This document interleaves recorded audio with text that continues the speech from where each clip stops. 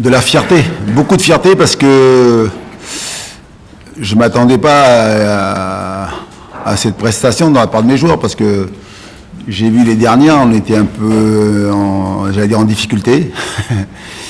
Je leur ai demandé donc de faire un gros match collectif, voilà, d'être très forts ensemble, d'être très solides défensivement et ils ont fait mieux que ça parce qu'on a non seulement bien défendu, mais aussi on a été capable de jouer, de développer donc du jeu et de se créer des situations.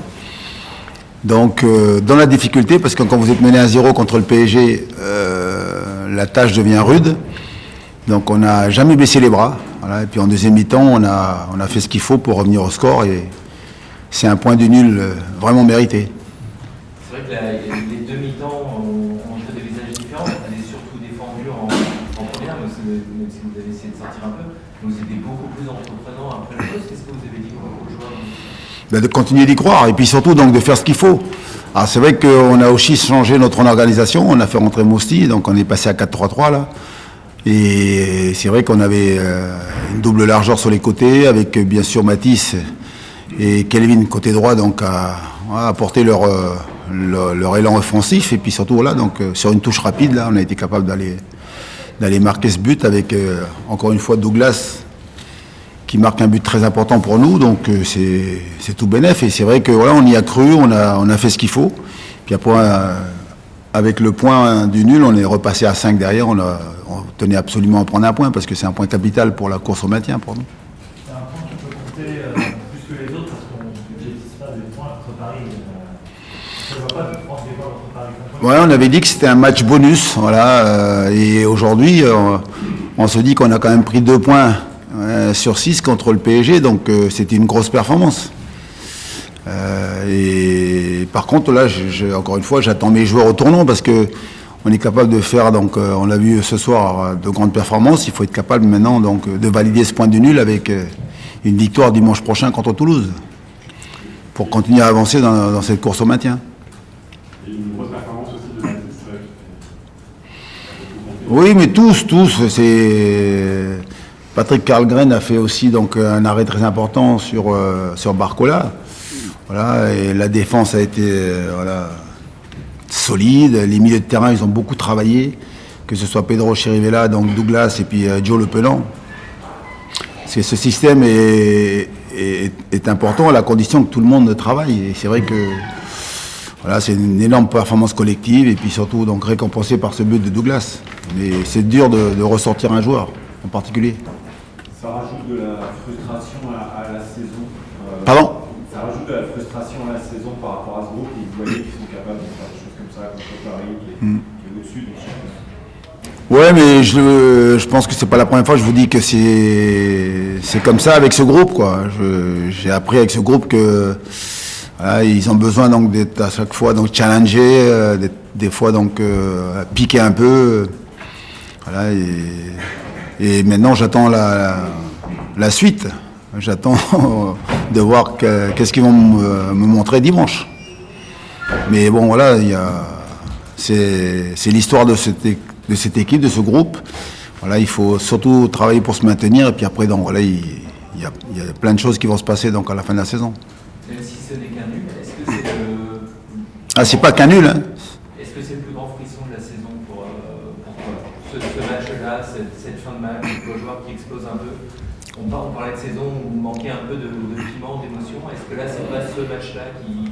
Non, ça ne remplace pas le derby contre Rennes. Et ici, avec le but en toute fin de match de Simon, on est à la 89e minute, là où là, j'ai senti donc le stade trembler, quoi. Ça a explosé dans tous les sens, non. Mais par contre, c'est un travail où on a été récompensé de nos efforts, voilà. C'est ça qui est important.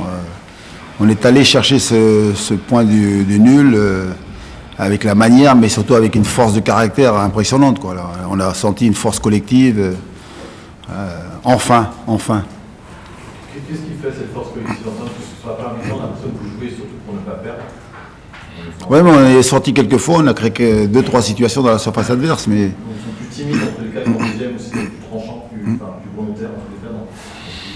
Quand vous jouez le PSG, de toute façon, faut pas se mentir. quand vous voyez les stats de cette équipe à l'extérieur, ils sont à presque 4 buts par match.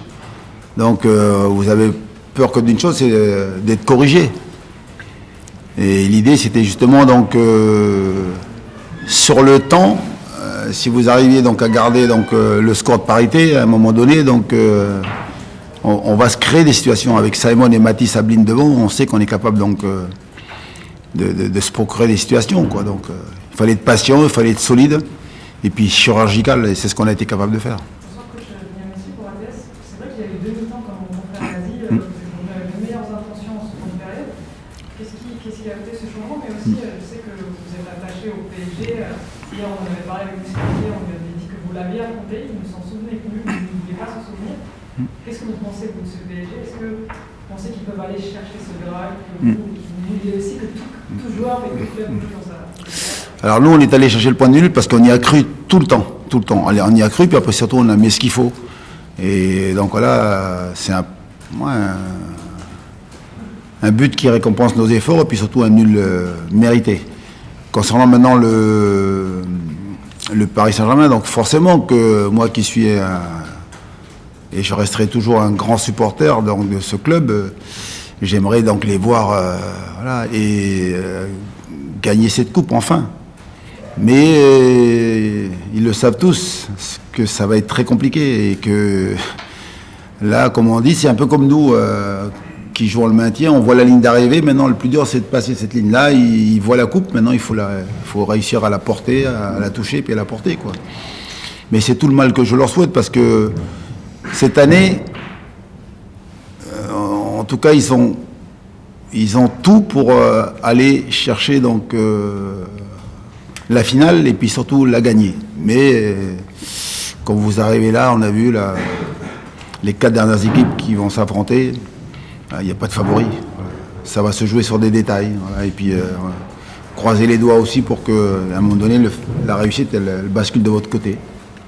Antoine, avant la rencontre, vous aviez hésité, son hésité entre Alban et Patrick dans les buts. Quels sont les Entre qui? Alban et Patrick. Jamais. Jamais. Alors, vous n'avez pas fermé la porte en tous les cas.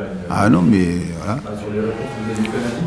Vous n'avez pas semblé fermer la porte. Ah, j'ai dit pour le retour, parce que oui, mais après, maintenant. Quels sont les éléments qui dans votre réflexion, ont amené à ce que vous optiez pour Patrick? Non, parce que Patrick est le numéro 2. Voilà. Patrick est numéro 2, Alban est numéro 3 du club avec le petit Hugo Barbet. Voilà. Donc, peut-être que je vous ai laissé donc penser que, mais dans mon esprit, voilà. C'est le... Antoine, juste par rapport à Paris, vous évoquiez, ce soir, ils battent le record du million des années 93, 39 matchs à l'extérieur sans défaite. C'est impressionnant, c'est monstrueux. C'est un record historique, et puis réussir à donc 39 matchs à l'extérieur sans jamais perdre. Ben, bravo à eux. Puis après, j'ai peur pour notre record, là, donc d'invincibilité sur la saison. Donc voilà, même si j'adore mon club, le PSG, mais j'aimerais que ce record reste ici à Nantes. Voilà, vraiment, parce que ils ont tellement de records, ils peuvent nous en laisser un peu, quoi. Et puis surtout, donc, voilà, on va pousser pour que les quelques équipes, il en reste, c'est au bout de 3 matchs, c'est ça? Voilà. Il y en a bien une qui va réussir à battre le PSG, parce qu'aujourd'hui, ils sont champions de France. Ça va, ils peuvent laisser le record au FC Nantes. Il y a Strasbourg à la 32e journée, Strasbourg qui est battu. C'est là. Voilà. L'histoire qui se répète, hein, mais vraiment, voilà, je le dis parce que le PSG, maintenant, ils sont hors compétition, quoi. Voilà. Vous imaginez, il restait 6 journées, ils étaient déjà champions de France. Voilà. Et ce record-là, c'est bravo, je suis vraiment impressionné par ce qu'ils sont capables de faire, là. Et c'est pour ça qu'ils ont aujourd'hui tout ce qu'il faut pour aller enfin donc gagner cette Ligue des Champions. Antoine, vous allez aborder 4 matchs contre des équipes de votre championnat. Est-ce que le plus dur commence pas quand on connaît Ah si, ah si. Le plus dur commence.